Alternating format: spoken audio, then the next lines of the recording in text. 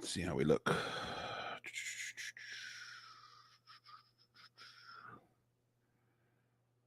Let's see if we look all right.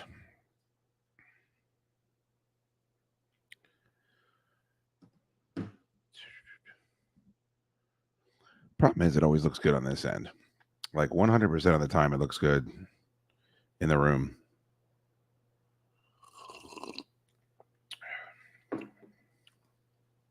Not too shabby.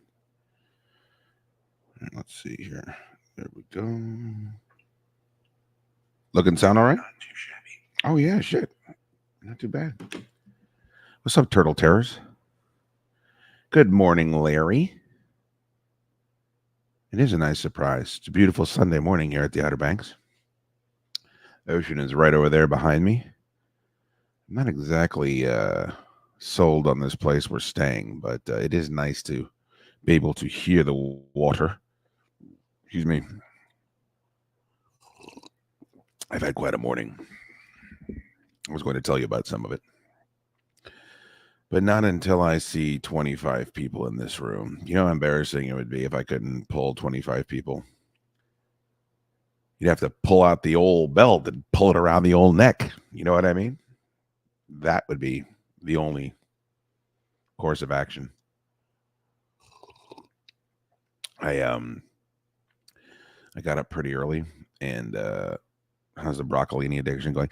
It's not an addiction, Larry. It's more of I had an aversion to it because I didn't really understand the point of broccolini. It looked just like broccoli, except the worst part. I mean, I think most people would attest to the fact that the best part of broccoli is the head. I think most people agree with that. Like the best part of the asparagus is the tip, just for a little bit. So whenever I would encounter broccolini, I'm like, so what have we done here? We've taken the worst part of the broccoli and we've elongated it, and then taken the best part of the broccoli and minimized it. So I didn't really understand the concept of it. And then it's one of those foods that, for whatever reason, have always stuck in my craw, where it was nowhere for my entire life. Like I'd never heard the term broccolini until 2 or 3 years ago, and then it was on every fucking menu that I encountered, and I'm like, well, who makes these decisions? Like, where is this shadowy food cabal where they decide that I remember Seinfeld talking about it 40 years ago whenever the sitcom was on, where he said the sun-dried tomatoes, like sun-dried tomatoes were nowhere and then they were everywhere. And I felt that way with broccolini, and I don't feel like succumbing to food trends. I really don't. I don't know what that is about me. There's some food hipster in me that just thinks that's not the way to go. So I'd never tried broccolini because of that. It was nowhere and then it was everywhere. And so now there was a lot of dishes where the side dish was, that's just all it was. So we were at this place down here called what was it called? The Blue Moon. And for some reason, people just go ape shit for this place. Like it's been here for a few years, and every time we drive by it, there's a fucking, orgy. It looks like that rave in Zion in the third Matrix movie going on in the parking lot. Like there's just 10 billion people freaking the fuck out. So we finally decided to go over there and check it out. It was good. All right, I enjoyed it. I'm not quite sure as to why it's so much more popular than some other spots down here, but it's dope. And basically every dish that they had broccolini on the fucking menu. And so I said, all right. And as far as I could tell, they drenched it in butter and garlic and shit. And so I was just eating it like, oh, this is pretty goddamn good. And it was in like a bed of fluffy potatoes. So that was delicious. And then I realized I like, what the fuck is the fish I like? Wahoo. Tried wahoo for the first time, and I realized that that's a good fish. That's a good one. So that was my broccolini adventure, and I'm so glad the 31 of you here woke up on a Sunday morning, and instead of going to church, you sat and listened to me talk about it. But that wasn't the most interesting part of the trip. The most interesting part of the trip was this morning, because everything else has just been lovely, right? Like everything else has just been great food, and I've been spending a lot of quality time with the dog and the wife, and doing a little light shopping, going all to my fun spots. And then there was a fucking crazy ass hot rod show down here. So there's just hot rods and muscle cars and classic cars just thundering up and down the bypass, and it's, you could think that might be annoying, just with the noise level, but nah, everybody's been pretty fucking cool. So I'm sure I'll have more details for you on Monday's episode, but this morning was a horse of a different color because instead of it just being a pleasure to what we've been encountering, it became it was a little bit more troubling, and only because of a couple of things. One, my lack of preparation, and two, I guess kind of immersed myself in a couple of areas where I don't usually find myself, where the rest of, I guess, the mouth breathing, knuckle dragging population does. I can pick up a Bible whenever I want. Don't get too many opportunities to hear about someone's first broccolini and Wahoo experience. It's a great point. I mean, that's why when you think about it, there's all these different corners of the internet, and they can just pack them in. Like you turn into an episode of Friday Night Tights, and there's 17,000 people watching live. I'm like, but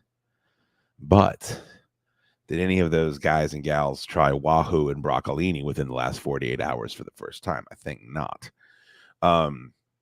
So this morning, my wife's been getting up and taking the dog out, and said, "Hey, look, Sunday morning, why don't you sleep in? I'll get up, I'll take the dog out, and I'll go get us some breakfast at Biscuits and Porn, and I will bring it back here. And then there's an art exhibit down in Manio that we want to go to because my buddy that runs Lucky 12 is like the presenting sponsor, and he's like, why don't you come out? There's a reception and shit." So I was like, all right, we can do that.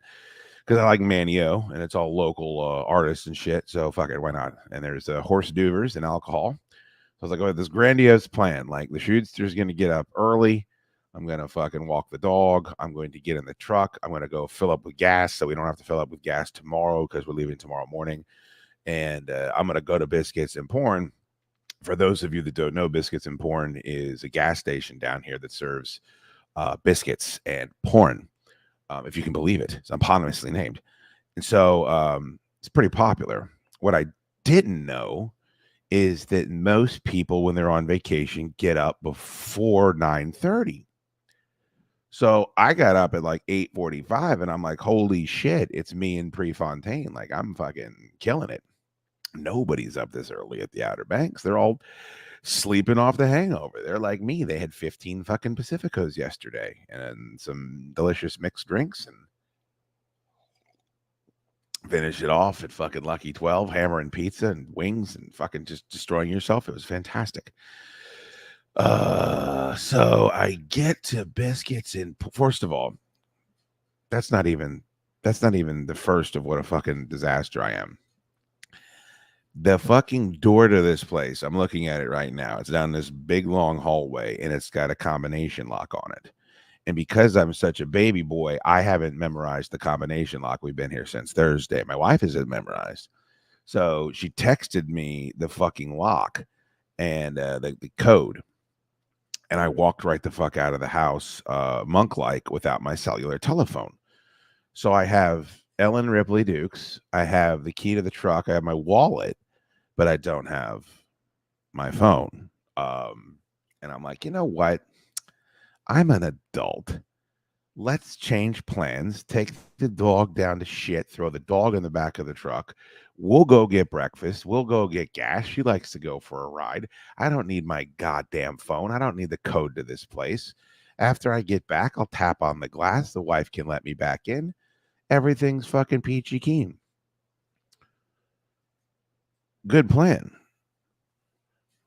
I get to the Biscuits and Porn. First of all, if you've never been to the Outer Banks, you can only go right or left. All right. There's a beach road and there's a bypass, and you can only go right or left.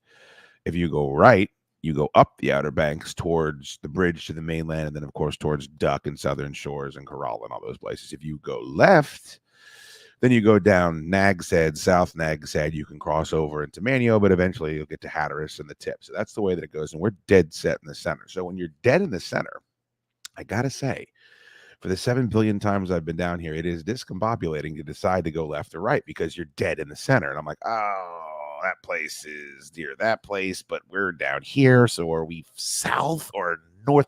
We have fucked this up 700 times since getting down here. Is and I'm fucking bombastic over the top. I'm the expert. Let's turn left. I know where we are. We have to head south, and then we drive for 3 miles, realize we're headed the wrong way, and have to turn around like a fucking just a nudge, and then head back the other way. And I feel like a goddamn maroon.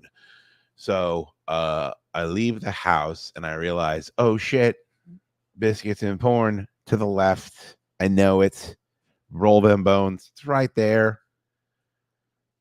The problem with some of the places down here is if they become popular, the parking lot is very difficult to navigate. And Biscuits and Porn is a gas station. So as I'm pulling in, I realize a lot of the hot rodders, okay, a lot of these deders, they're not driving their hot rods right now. They're driving their giant fucking Chevy 250 dualies that they're using to drag the hot rods from Newport News and Pittsburgh and all these fucking horrible places. Now, look, I like the muscle car culture. I'm not trying to judge here. But these guys are drawn to a place called Biscuits and Porn. And they're also driving these monstrosities around that they have to fucking load up their dual trailers and fucking drag their cars down here. So the parking lot is like Mad Max Fury Road if it wasn't a piece of feminist propaganda, as we all know it is.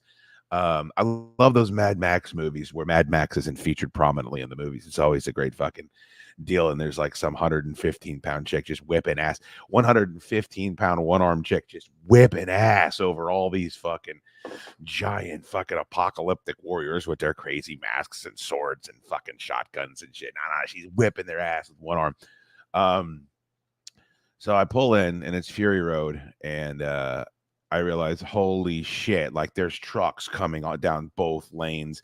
I fucking pull into the handicap spot and I look inside the Biscuits and Porn, and it's, I mean, I don't know. What was that fucking sequel to State of Emergency? Do you guys remember State of Emergency? I think Rockstar made it.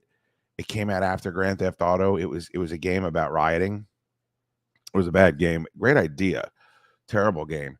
That's what was going on in Biscuits and Porn. Like, I don't know what it is. I mean, I recognize the fact that I'm white trash and I'm a redneck, so maybe the same thing that draws me there drew them there. But like, it was like if you just threw a Quikrete sack of catnip to a fucking big giant pack of feral alley cats behind, a bar in Fells Point. That's what it looked like inside of this place. So I'm like, holy shit, I can't go to Biscuits and Porn. I won't make it back out. So now I've got to try to turn around, but I've been completely surrounded by these giant fucking diesel burning dually fucking trailer hitch out 6 feet behind it. Roll bar fucking, I mean, these trucks are just like, you haven't seen trucks like this. And they're everywhere. And some of them are trying to get gas and everyone's trying to get in. So I'm in my stupid my wife's Explorer. And I'm like, oh God, I have to do a 75-point turn. Ripley's, of course, hanging her head out the side door. She's drooling everywhere. I'm like, oh my God. I finally get out of the parking lot and I'm like, oh shit, I still don't have breakfast. And I didn't get gas. The two things, the very thing I stopped to return, like Kramer in the pants. So I see next door to Biscuits and Porn is, and I don't know if you guys are aware of this, but Harris Teeter has its own gas stations. Happy Sunday, Dukes. But those biscuits are good, right? That's the important, right? Well, I didn't get them, Clamp. I didn't get that because there was no way I was going to be able to physically get into the Biscuits and Porn to wait in the line that was snaked around the entire building. How do you like the president beer from the Dominican Republic? Well, Ricardo, first of all, mi llamo soy el presidente. See, that's the thing. When I drink El Presidente, I become El Presidente. And that is not the first time that I've had that beer. I've had that beer on many occasions. In fact, I've requested that beer. When I come to the Outer Banks, I don't fucking drink Budweiser or Miller Lite or Coors Light or even shitty fucking craft beers. I drink Mexican lagers and pilsners. That is what I drink when I'm down here. And I ain't drinking no fucking Corona either because I'm not a goddamn normie. But one of the most troubling turns of events that I have found down here is that Pacifico and Tecate are not readily available. Not even Dos Equis. None of those are readily available. The only thing these fucking places that I love so much, they're starting to normieize, and Modelo has become such a fucking juggernaut since Bud Light got canceled. Modelo's the number one selling beer in fucking America, so every place has Modelo and Corona, and I feel like a white chick at Reston Town Center. I'm not fucking interested. I want to drink Pacifico, and I want to drink Tecate. And outside of that, I want to drink El Presidente. So those are the three that I ask for. And I'll drink Dos Equis in a pinch. Like I will. But that's still kind of a normie Mexican beer. Like I don't want that. Like if I'm down here, I'm a fucking Pacifico pal and I want to live up to that reputation. So it sucks because like my wife, I feel bad for my wife because she asks for the individual beers that I want. She's like, do you have Tecate, Pacifico? My husband's an animal. I just go in and I go, what are the Mexican beers you have? And tell me now. Más rápido. Soy un hombre muy embrado. Oh, look at this, a super chat. I thought maybe they were broken. Jeffrey Schools, $4.99. Thank you, brother man. Sunday shoot. Hoping you're having a great trip. I'm having a better trip now that we've broken the super chat barrier, Jeffrey Schools. Thank you for proving that the mechanism still works. You're a good man. Appreciate you very much. Good morning, friendos. Glad to be following Dukes and Ripley, beaching it up on IG and Facebook. Yes, there has been a lot of content up there if you'd like to check out some of it. I'm losing. So now that I've been canceled, I'm losing followers on a fairly slow decline on all of my platforms. None more so has been as heartbreaking as Instagram. I really do like Instagram, and part of it is my relevance, but the other part of it is the fact that they want to be TikTok. So unless you're making reels, I just don't think your shit gets in front of as many people as it used to. So it's kind of a dual front assault on my reactions, which is a super bummer because I like Instagram as a platform quite a bit. Anyway, so the El Presidente Cerveza Más Fina, I was a big fan. So the only problem is it kind of has a little bit of that Iron City light in it, where the next morning you're going to be in a bad way if you're a man in your 40s and you haven't taken good care of yourself. I'm gonna get a little coffee refill. How are the rest of you though? Is everybody good? I'll be right back. I got some really fancy coffee I want to show you guys. I came down to the beach and I wanted to get only fancy beachy stuff. So I'm going to show you the special coffee I got.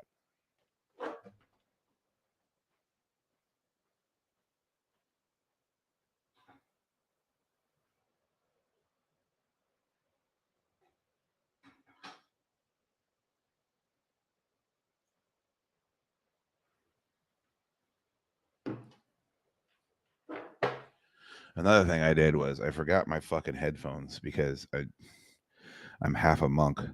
So I had to go to Staples, the Outer Banks, to look for something. And let me tell you, they don't want to find anything for you at Staples at the Outer Banks. Oh, shit. Larry, thank you so much. $20 super chat for me on Sunday morning? For your morning troubles, have some drinks on me. Well, thank you, Larry. I will do that. I'll have a little sip of coffee on you right here, my friend. Well, not on you, hopefully. Cheers. Cheers. So I wanted to show you guys the fancy coffee I afforded myself. I afford myself every luxury. You guys know that. I'm a fancy man. And when I get super chats like this, of this caliber from Larry, I can do what I want to do, which is have only the best for myself. And that's why we went to this convenience store because I like supporting the local economy. I didn't want to go to the big chain. And so I figured, why not go to a locally owned convenience mart and purchase some of the sundries we'll need for the trip. And in their coffee aisle, they had regular Folgers, and then they had a special section for fancy people like myself. That there is your Folgers Gourmet Supreme. That's right.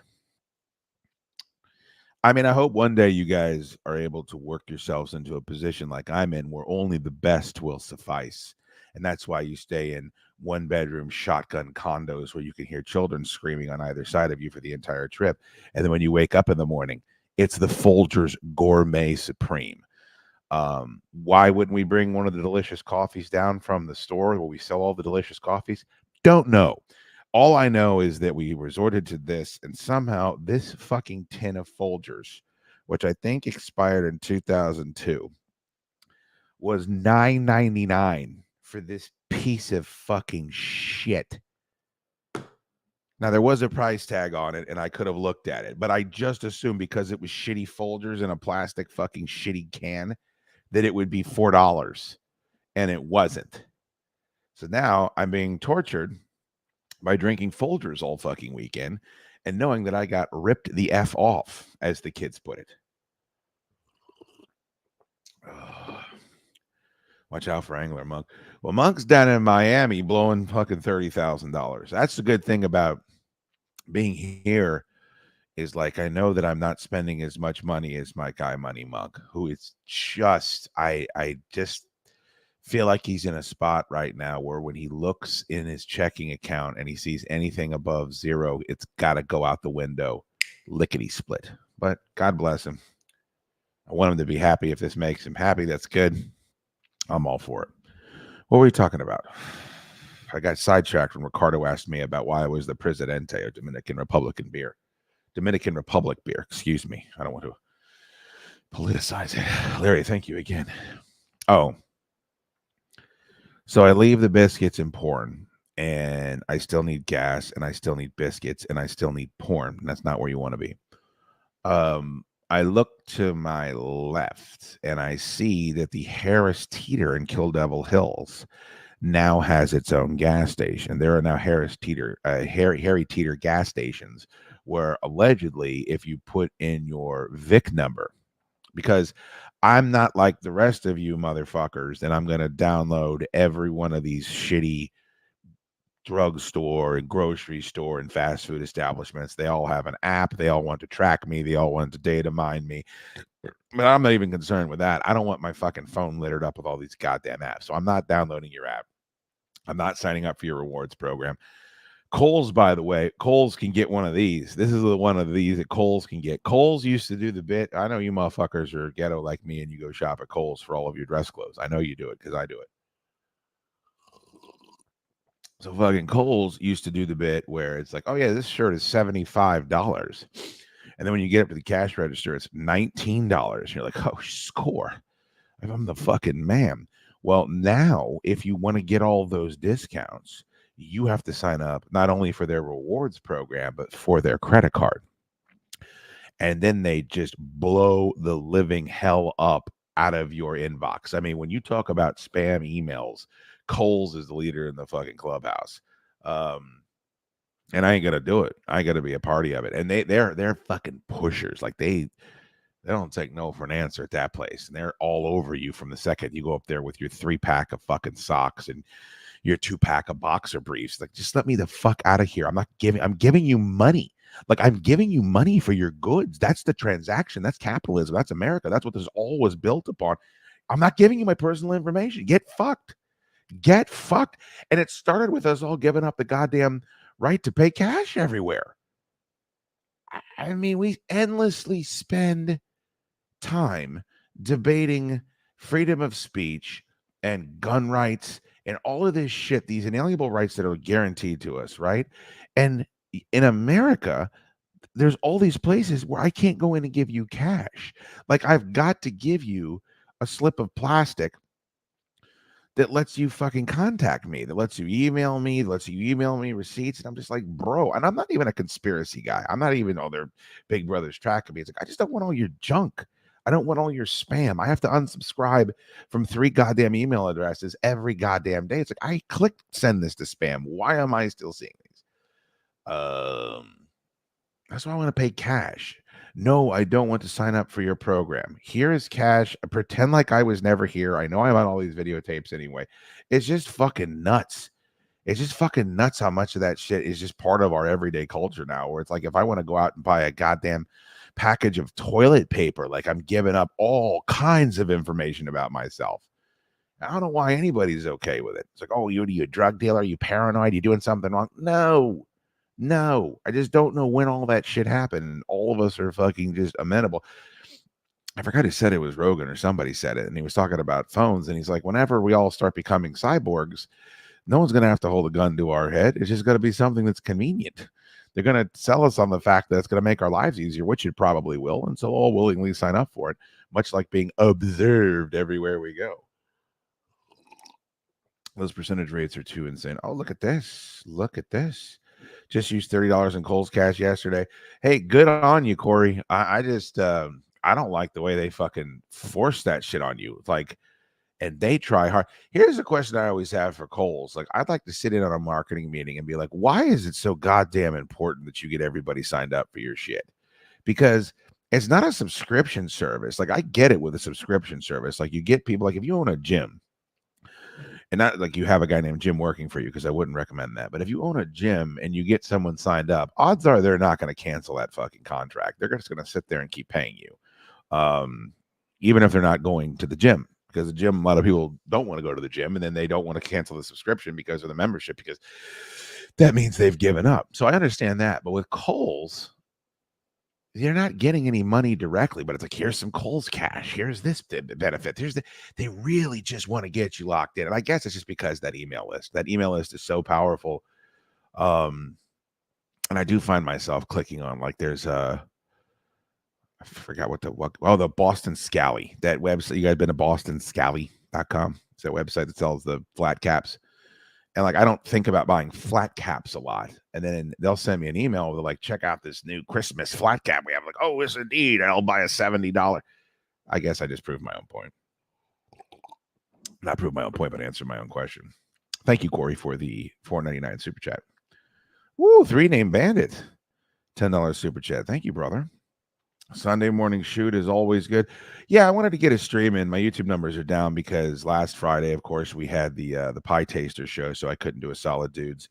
And then this past Friday, I headed down to the beach, so I couldn't do a Solid Dude. So we lost a couple of subscribers, and I'm like, well, I got to give people not that me sitting here in the beach house is a reason for you to subscribe, but I would assume if you subscribe to my YouTube channel, you're at least somewhat interested in what I have to say. So I was like, let me jump on and do a quick stream. Let the wife sleep in. Ripley's dead on the couch right now. So yeah, I appreciate it. Thank you, 3-name bandit. I saw all the pictures from your powerlifting. I always appreciate you doing that in the Chad Duke Show regalia. Are you planning on coming out to the 6th anniversary of Commonwealth Dry Goods on Saturday? Should be fantastic. We're also releasing the toilet episode that I'm really getting nervous about. That. Elon says we already are a cyborg with the phones. It's about speeding up the interface now. Oh, 100%. That's why Spider Clamp, when I left the house today without my phone, there was a part of me that just had that initial panic, like how am I going to fill in the blank? Not just how am I going to play my phone games and check my social media. It's like, oh my God, my wallet's on the phone, the GPS is on the phone. I have to take pictures of all my meals. It's like, when did that shit happen? It was like that. Because it wasn't that long ago. I remember even when you had an iPhone, you didn't necessarily have to have it with you at all times. But I guess it's been a decade. I guess it just feels like it hasn't been that long because I'm at an age where it feels like, it feels like 2007 was 5 years ago. And it wasn't. It was damn near 20 years ago. 2 fucking decades. There's a kid that could go off to war and fucking die in between when the iPhones were out and now, blink of an eye. Making toilet is going to be a sellout. I don't know about that. 3-name bandit, thank you, brother. I should clarify, I use my wife's Kohl's Cash. I do not have an email with him. Hey, I'm not judging you, Corey. There's fantastic discounts. I just remember being able to go into Kohl's and get all those great prices, regardless of whether or not you signed up for their bullshit. And the Kohl's Cash was like something different on top of that. All right, so back to the beginning of what led us all here. Okay, so I'm at Biscuits and Porn. I get out of that bedlam. I go over to the Harris Teeter gas station, where if you put your fucking Vic card number into the Harris Teeter gas station, you get 3 cents off per gallon. Now, I've never been one of these guys. The motherfuckers that'll wait at Costco for 45 minutes in line to get 6 cents off. I mean, if you do the goddamn math, like let's say you put $15 gallons of gas into your car and you're sitting there just fucking mind-numbingly wasting your time on this planet for 75 cents, 70 cents in savings. It's like I know that adds up at the end of the year, and I'm all about trying to be responsible with cash, but Jesus fucking Christ, is your time worth nothing? Is exposing yourself to just being in some sort of a fucking, let's sit in the car, mouth open, staring at the phone, waiting for my turn in line in the cattle. There's something about it that I don't like. So I don't go out of my way to look for that bullshit. Like my dad used to be one of those skinflints that would drive around Northern Virginia, and he knew that on Tuesdays at the Citco on Old Keene Mill Road, it was 3 cents off per gallon. And then at the Sunoco on Fridays, it was 2 cents off per gallon over there off of Burke Center Parkway. And it's just like, motherfucker, can we have a hobby? Like, I don't think video games are that noble of a pursuit. Like, I don't think that video games are necessarily good for society. I don't think video games are good for young people. I love video games, but I don't think they help us because they're just too fucking great. And you can get pretty good at video games in a relatively short amount of time, where if you were going to spend that time, let's say, learning to whittle or play the fucking mandolin, it's going to take way longer. So your patience gets ruined along the way. So it's a time suck that also simultaneously ruins your patience for everything. And, you know, as much as I love video games, I just don't think that it's a good thing necessarily. Anyway, point being, one of my dad's hobbies was chiseling. Was knowing that the fucking Safeway had 4 12-packs of Coke for $12 every third Saturday, and he would read all the flyers, and then we would have just like a fucking mountain of Coca-Cola, which sounds great, in the garage, but it was this arduous fucking time suck where we'd have to then drive to that place and load up, and then I would have to be in a different transaction so that we could get the deal twice. I value money just not that much. Not to be like Tor's dad and grandfather split a cheeseburger at a diner when it's just like, how many more fucking weekends are we going to have where you got 3 generations of those? I almost used the fun R word. 3 generations of those buffoons all working and being together, and they spend it cutting a cheeseburger down the middle at a diner in Bug Island. I just want to, just thinking about it makes me fucking depressed. Like, I want to save my money. I want to be responsible, but I don't want to be Monk, but I don't want to be Tor. Does that make sense? I think it does. Yo, John Rage, thank you for the $20 super chat. Making Toilet will be the must-have CD. Will likely go down as one of the best shows ever done. Well, I believe you were there for it, were you not? Yeah, man.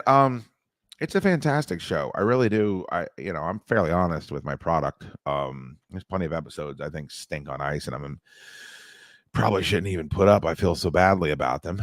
But no, I thought Making Toilet is one of the better shows that I've been a part of. And that one I was really just a small part of. Like, there are so many people that stepped up during that episode, but there's just that barrier. It's like if you were inviting me over to your home and you said, I'm gonna make a beautiful vegan dinner, right? Like, I'm gonna make us the best vegan dinner you've ever had in your fucking life. That may be true.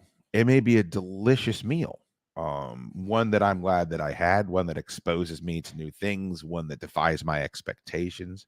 But you have to get me to take that step past vegan dinner. And honestly, I don't know that I could. I think if you said, Dukes, I need you to come over. I got some of these fucking ribeyes in from Porcini Ranch and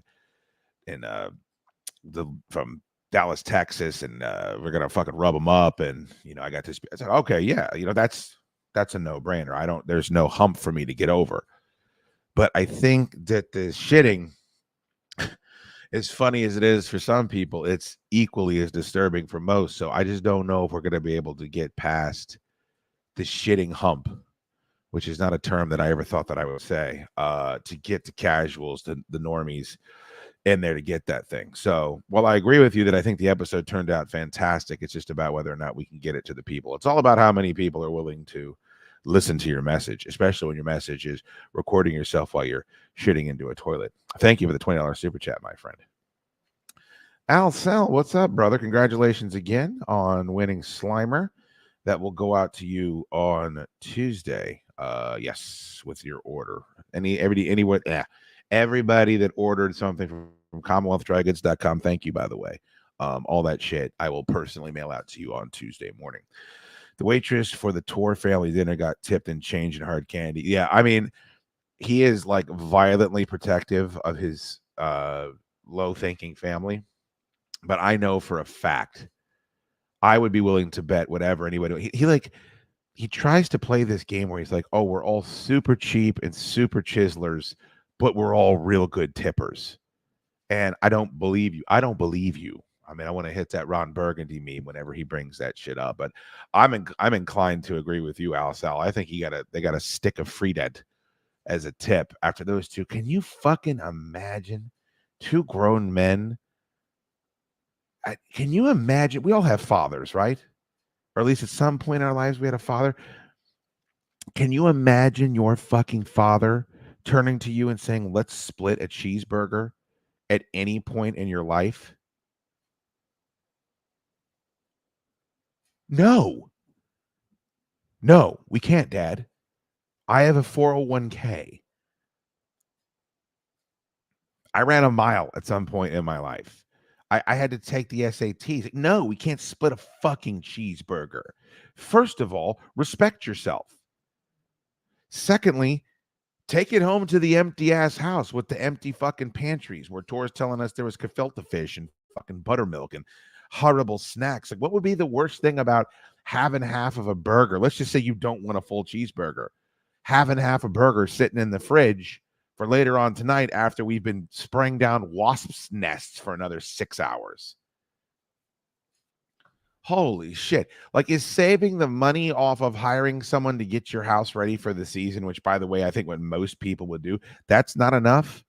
You got to chisel your way through half a fucking cheeseburger? I mean, I've just never heard of anything like that. And the fact that here's what's crazy is that dumb kid doesn't have anyone in his life. And I love him, but you don't let that slip. Like nobody, our generation and up, would ever let that slip because you're emasculating. He's emasculating two generations of his family with one sentence. You imagine saying that about my fucking I'm I'm laughing because I'm thinking of Papa and I'm thinking of the boss man and I'm thinking of what I would have been called if I even offered up the fucking suggestion that maybe we should split a fucking cheeseburger or they should split a cheeseburger.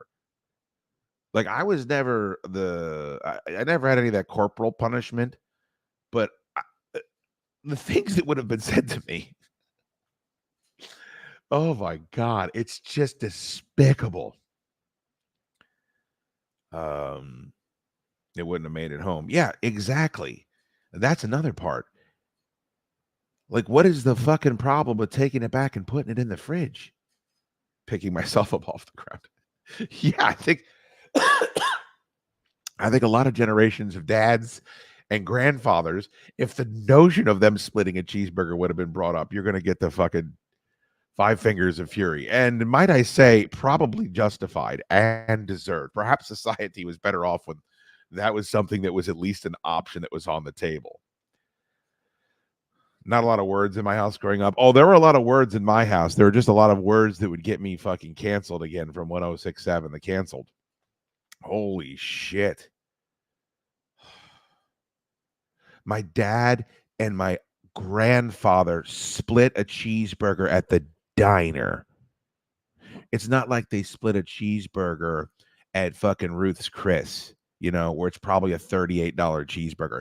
It's at a fucking diner in Bugs Island, which I'm guessing it was $12. I'm guessing it was $12. Oh, it honestly puts me in a bad mood just thinking about it.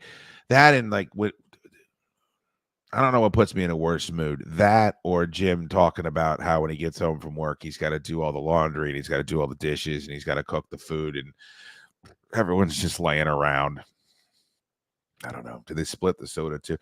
What I'm guessing, Al Sal, is that the soda's free refills, so they just go hog wild on that. I'm guessing they just go to town like a bunch of schnurrs. I bet that the Tor family is the biggest schnurrs that Great Falls has ever seen. And I've been to Tor's house. Like, it's very nice. His family's house, and they seem normal. This is a disease. Like, skinflintism is a fucking disease, and it affects everyone around you. Like, everybody around you has to be aware of the fact that you're a skinflint and things are just off the table and you're counting every penny. And it's just like, I think you can be responsible with cash without taking that extra step. But then it's like saying to somebody, hey, how come you can't just have a couple of drinks without turning into a raving fucking lunatic? Because I think that alcoholism and skinflintism are probably cut from the same cloth, if I had to speculate. Where is this? Oh, give me 1 second. Apologies. I'm still working off half the Bronc, the Benji Bronc. I'm going to get a bubbly.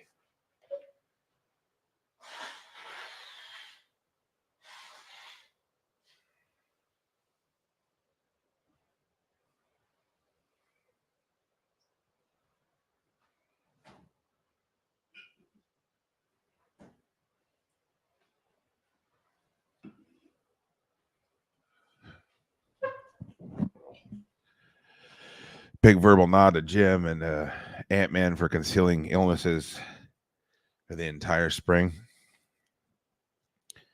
Now I'm on week 2. I'm trying to limp off this fucking bronchitis. One day, Folgers Gourmet Supreme. Man, that can dream. You know what? You're right about that, Matt. Perhaps if the Tor family continues to squeeze every quarter until the eagle shits, one day they can buy their own bin of Folgers Gourmet Supreme coffee for $9.99 from the Come and Go on the corner of fucking Route 12 North and Coastal Avenue. Holy shit. By the way, if anyone wants to know what the best bubbly water in the history of bubbly waters is, it is the Sparkling Polar Tart Cherry Limeade. Seltzer-Aid is what they call it. This thing tastes like a cherry limeade. Smells like it too.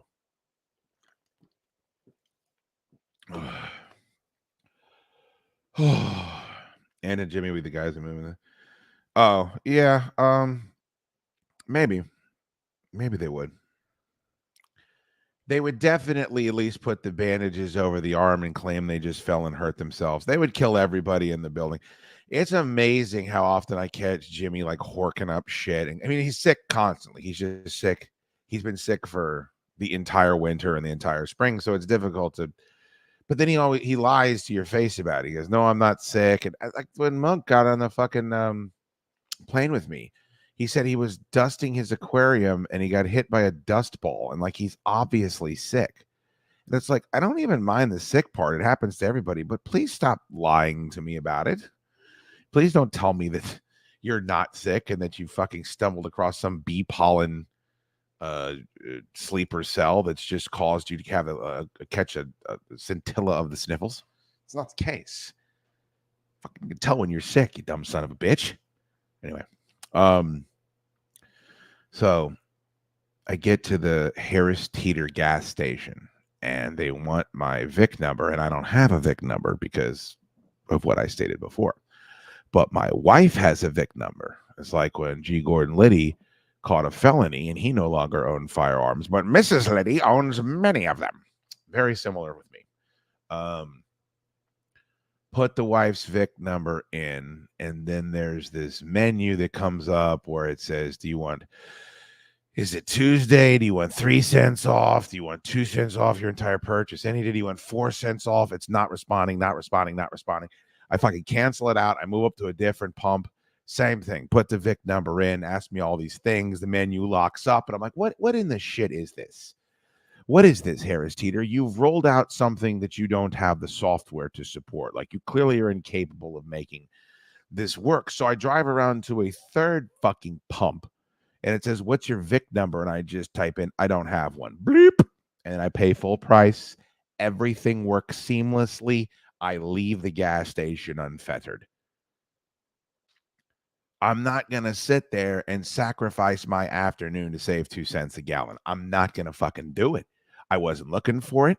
It was there. I have a VIC number. Okay, I'll try this. None of it works because it's incapable of working because they don't want to give you the fucking discount.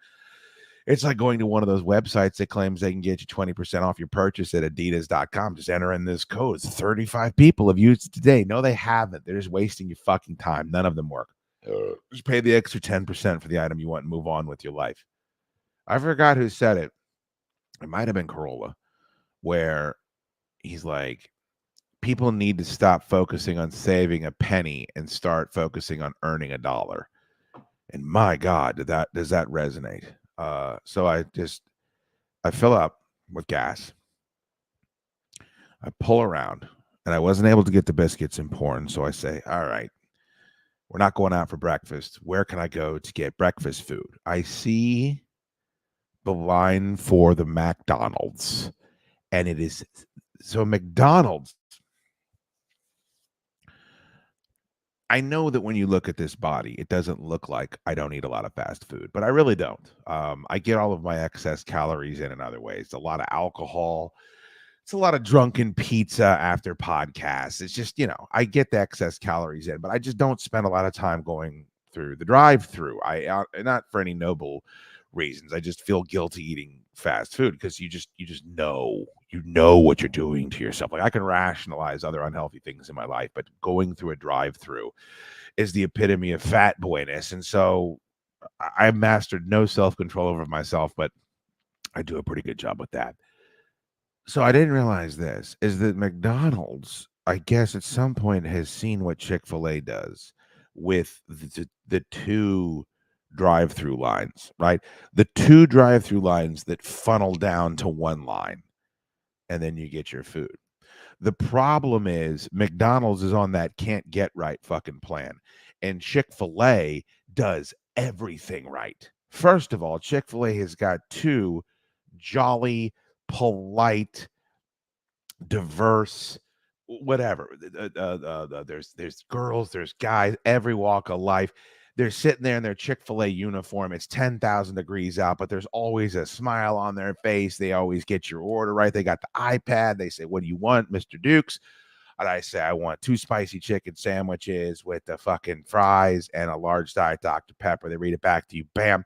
You go and they go, "Look, you're going to pull in front of that blue car and you're going to go right up to the window and it's going to be sitting there waiting for you." McDonald's, go back to Fury Road. They have the two lines in the drive-through too, but there's nobody outside that wants to help, most assuredly.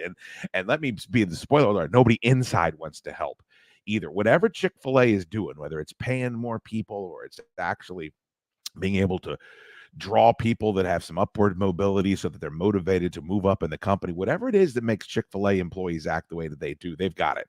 And it's almost universal at all Chick-fil-A's, and McDonald's don't got it. Now McDonald's has it better than all the other places. Like the average fast food customer service experience in a Wendy's or in a Burger King is infinitely worse than at a McDonald's. And that is 30 steps down from a Chick-fil-A. So McDonald's has ripped off the concept of the two-pronged fucking drive-through, but with none of the execution. So I'm looking at this McDonald's and they've got two fucking lines coming out of the drive-through that stretch all the way back to the road. And so I sit there for a second looking. I'm like, well, let's see if this motherfucker's moving. Because at Chick-fil-A, the lines go out to the road. You guys know this. I'm not telling you nothing you don't know. But they're constantly cranking. Like they get people through there. And by the way, you're making more money. You're serving more customers. You're getting more of your product out there. Like you have every benefit in the world to keep the line moving. But they don't. Most fast food places, I just don't think the turnover is too big. You can't train people well enough. I just don't think they can pull it off. But you've decided that you're going to have, let's double the capacity of our drive-through line without any of the ability to execute it. And so I'm just watching, and the McDonald's is completely fucked up, and the lines of the drive-through now are so long that people are trying to get into park and actually go inside of the facility, which God forbid we walk fucking 10 feet from the parking lot. You could probably get your food in 5 seconds, then walk back out to your car and leave, and people are still waiting in line. I just don't even have any fucking clue as to how it's allowed. And then people are willing to sit. Like, I was in that McDonald's line for about 10 seconds. I realized what was going on. Nobody pulled behind me. I'm fucking DeLorean 88 miles an hour, fucking burnout out of there, around the corner. Guess what's right next door? It's a Wendy's. The same Wendy's that Monk tells us that he loves so much. Now, I haven't been in a Wendy's drive-through, and I can't even tell you how long. There are 2 cars in this drive-through, 2 cars, as opposed to the 78 that they're in the McDonald's drive-through next door. I pull in, and first of all, everything is on a croissant. And you motherfuckers can pretend the croissants are good for breakfast sandwiches all you want, but you're fucking liars. They're not. They're structurally not intact. And it's so goddamn greasy. And I don't want to hear this shit. You went for fast food, you know you're going to get greasy. Bullshit. Bullshit. Chick-fil-A is not greasy. And you don't want the bun to be greasy because I want to be able to hold the fucking piece of whatever it is and not just feel like I'm washed in lard. Those croissants from Wendy's are an abomination and an affront to the Lord. And structurally, they're not sound enough to hold everything that goes on a breakfast sandwich. They can get fucked. Now, what I did notice is Wendy's has a new bit where they have a full line of their menu is the croissant sandwiches, and then they've got another whole line now, which apparently is just a ripoff of the Egg McMuffin. They come on the bullshit fast food English McMuffins or English muffins. So I see that, and I say, okay. I wait for 20 minutes for them to service the 1 car in front of me. I order 4 of those because I know my wife's going to want 1. You know that math. I get their whatever their version of their breakfast potato is. They can't just do a hash brown like McDonald's. They got to do their own thing. So they got like a sack of what I can only describe as potato wedges. I'll give them credit. I got those and they're pretty fucking good. The breakfast sandwiches, though, they're inferior in every way, shape, or form. If I was Wendy's, I wouldn't serve breakfast. Like, I know it's a huge chunk of your profit, but we can't figure it out. We can't get it done. I would be really interested to see what their business model looks like, to see how much their profit is by keeping these places open and staffing them and keeping the ingredients, because you got to switch over so you can use all the surface area. People don't understand that when the breakfast is 24 hours a day. It's like, now McDonald's physically needed all that griddle space to make burgers. Like, they couldn't be making all that other shit because of the time, the constraints. And so that's why they did it for all those years. I don't know how they figured it out now, but if I was Wendy's, I would just open at 10:30. We serve lunch. That's it. We can't figure it out. Our products aren't good enough. But you could see, I guess, with Taco Bell trying to get breakfast, there's just too much money in the breakfast game. So, and I think that's also because they can sell coffee. If you can sell coffee costs you 1 penny for a fucking cup of coffee, and then you can sell it for $3, $4, whatever it is now. I think that's too valuable to pass up. It takes 30 minutes to get through this fucking drive-through to get this sack of Wendy's. And she hands it to me, and there are pictures of Diet Dr. Pepper on the menu. I order a Diet Dr. Pepper. They don't have it. They only have Diet Coke. I ask them if they have hot sauce. They say yes. They don't put any in the bag. I mean, it's just, I know it's fast food, but it's still just making good on what the contract with the customer is. Like, you have agreed to provide a service, which is to hand me a bag of filth, and they can't get out of their own fucking way. And I don't want people to lose their jobs. And I think fast food, it has a place in our society. Health-wise, I understand people's concerns, but like, part of becoming an adult is hopefully you learn moderation. And I do think I worked at a couple of different fast food places. I worked at Taco Bell, Subway, and Pizza Hut. And it really does motivate you to try to go out and do something more. Like, first of all, I loved working at Pizza Hut. I won't say that. Like, if I could have stayed at Pizza Hut the rest of my life, I think I would have been happy under the circumstances in which I was hired. But, you know, Pakistani guy came in and he wanted to blow us all out and bring everybody he was related to work at the place. And I can't say I wouldn't want to do the same. And like, that was a life lesson. And being at fucking Subway on the make table and not being able to hack it. I was terrible at it. Got fired from Subway. That's a life lesson. Being at Taco Bell and working fucking 14 hours. I mean, just to clean up a Taco Bell after it closes, I mean, you're talking 3-4 hours. It is a nightmare.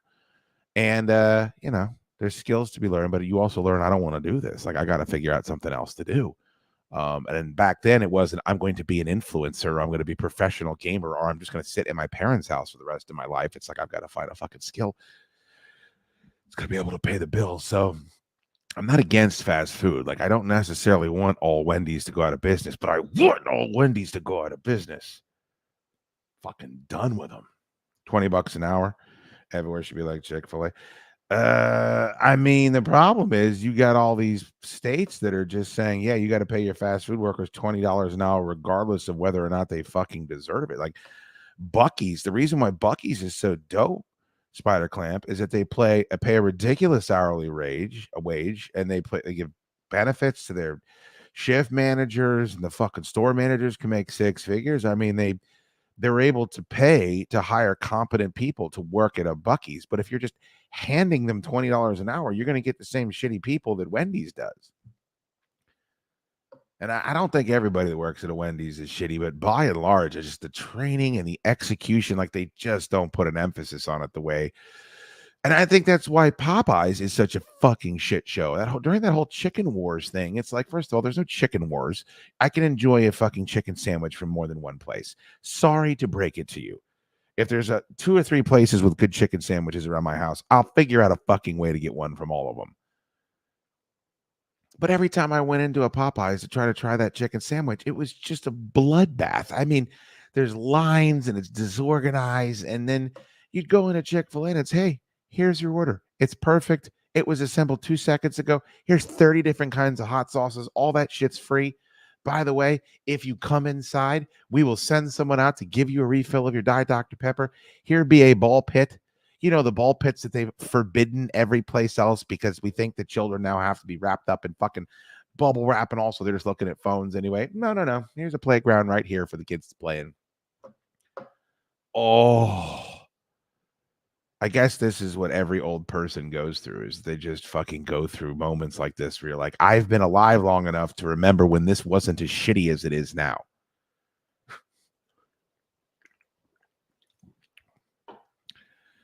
Somebody brought up In-N-Out. It was the quickest for a long line. Yeah, it is, Brian, but they kind of operate under the same business model as Chick-fil-A, where they've always paid better and, you know, had great conditions to work in. And also there's no In-N-Outs. There's like, what is there, 11 of them? We don't have to worry about In-N-Outs here. Oh, man, let me show you this. Oh, man. I don't know if any of you guys remember these if you're not from this area. But somebody just posted a picture of one of these motherfuckers the other day, and it took me back. Yep, there it is. It was, I guess it's from Reddit. I'm not a big Reddit guy, as you know. I usually go anytime. Sometimes, like, I'll Google something and I'll just, like, there'll be a Reddit link in with everything else, and I forget how horrible it is. Remind me, I don't want to say it here, but there was such a perfect example of why I don't go to that fucking website the other day. It was masterfully simplified as to how awful that joint is. And I'll tell you if you see me in person. Like, if you find me in a bar, I'll tell you. I just don't want to do it here. Check this out. Oh. How many of you guys had a playground like that? How many of you guys had a playground like that at your elementary school? At Orange Sun Elementary School, we had a playground like that, and it was, I honestly did not know how good I fucking had it. And I had forgotten about it. And I remember when they tore it down, because I remember driving past the school and seeing they had one of those stupid metal monkey bar scenarios. I think Hunt Valley had it. I think, no disrespect, Spider Clamp, if you're from where you know, there's no chance they'd have them up in Oxon Hill. No disrespect, but Hunt Valley had it. Orange Hunt had it. Sangster had it. I want to say, what else? White Oaks, they had one of those. Yeah. And you used to be able to jump off the sides of those motherfuckers, and there was like little cubby holes inside where you could climb up and be in the towers. It was just amazing. And I think it was like one crazy ass architect that went around and got hired by Fairfax County Public Schools to build these things everywhere. They were just the best. And there's just no fucking way you could do it now, because you would be sued so quickly by one of these horrible mothers that had one of their Christ children get hurt or got a splinter jumping off that thing. Rapture DB, can't wait to make it out to Commonwealth Dry Goods on the 11th. Thank you, buddy. I hope you are going to come out to that. We have a lot of fun stuff planned. I think you guys will. You are planning on making it out. You'll be satisfied with. Oh my god, the pickles. The pickles. We got a horseradish dill pickle that we had made by Badass Pickles, or the dude's a listener. He started a pickle company with his wife, and I mean, when I tell you, it's just absolutely splendiferous. I don't think there's much I like on this planet more than horseradish dill pickles. I don't know why they hit me in such a fun spot, but they do.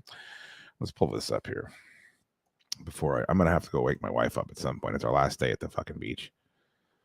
Last day at the beach, which is a huge bummer. All right, share this tab instead. Yes, yes.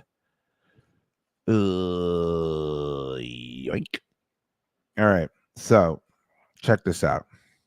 Not only do we have these beautiful hoodies, they're lightweight zip ups. They turned out fantastic. Been wearing one all weekend down here. Really, really good with our new logo. Of course, there is Making Toilet. That's going to be out as well. The CD exclusive episode. Look at this beautiful thing. Look at all these little things. Candle turned out great. I mean, honestly, it all turned out really good. Where was the rest of the shit? Oh, this is top posts. 14 posts. Oh, I can't fucking go through all of them. It's weird. And if you come out and you spend $50, these are stainless steel credit card bottle openers that you can slide right into your wallet if you choose. And it's fantastic. We got our own grill rub and seasoning. Good stuff, man. Oh, there's pickles there. Those are the pickles. Oh, are they just the best? See if I can find a picture of the tank. Tacos in Valhalla's gonna be back. Best you ever swallow. Come on down and get yours. Hot and fresh on the table. Case of willing and able. Margaritas y banana ya paws. Got the Pacifico Pals tank. Got it all, Jack. I'm excited. Grew up in Lorton, but a 70s kid, everything was steel. Yeah, I think that was an 80s thing, man. Pasadena, Annapolis had them. Amazing fun. Yeah, definitely. What is the candle scent for the anniversary? I think it is sea salt and agave. Oh, I got one. Hold on. Give me this one.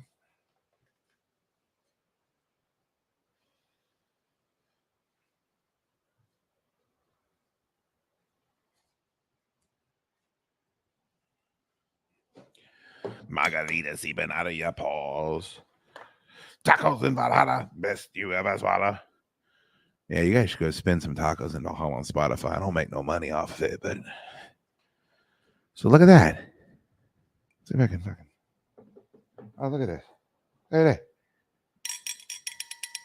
It's metal. You know how cool that is? Been opening bottles of that bad boy all weekend. And then there's the candle. Look at that. It's fantastic. It's actually limoncello, I think, Lori Wagner. Yeah, it's fucking great. Yeah, it's got all the deets on the anniversary there. So it's a nice piece. They're all real nice, man. 6 years. I mean, fucking Christ. I remember signing the lease. I remember signing the lease with Barty. I remember taking the pictures. I remember when our sign went up. It took months and months and months. I thought our sign will never go up. And then I remember looking at 2018. It said established 2018 Commonwealth Dry Goods. And I looked over at Mobius. I looked over at Standard that had opened years before. And I'm like, oh, we look like rookies. We're such new guys on the block. And now, god damn, blink of a fucking eye. Anywho, I can fill an hour with nothing. Do you see that? I can fill an hour talking about nothing.